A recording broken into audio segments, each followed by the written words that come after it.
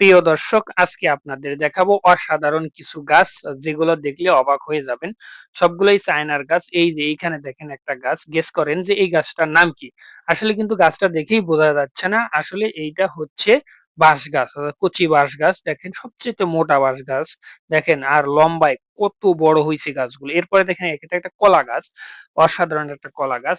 বিশেষ করে এই কলা গাছের দেখার মতো জায়গাটা হচ্ছে যেখানে কলা গাছের ফল ধরেছে, অর্থাৎ কলা ধরেছে, কলার কাইট আমরা যেটা বলি।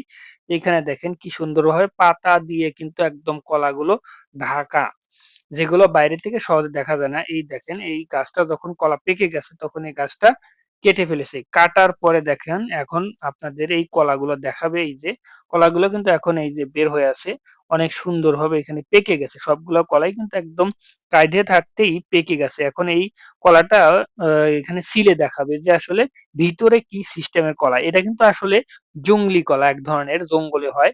এই যে দেখেন কলাটা ভাঙলে কিন্তু ভিতরে এই যে গোল গোল আকৃতির কিছু বীজ দেখা যাচ্ছে, মোটা মোটা অনেক বড়। এই বীজটাই কিন্তু আবার এই কলা গাছগুলো মানে তৈরি করা হয়, অর্থাৎ তো গজাবে।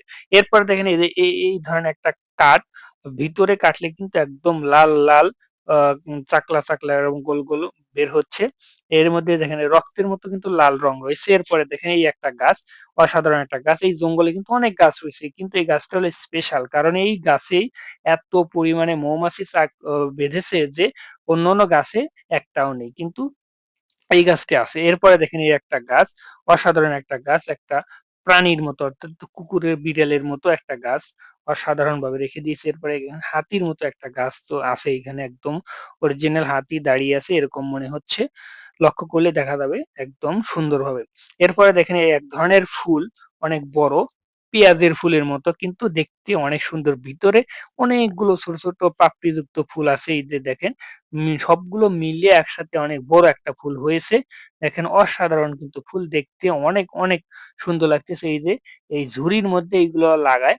এরপরে দেখেন যখন এটা হয় তারপরে এত বড় বড় ফুল হয়, এগুলো কিন্তু বিক্রি করে।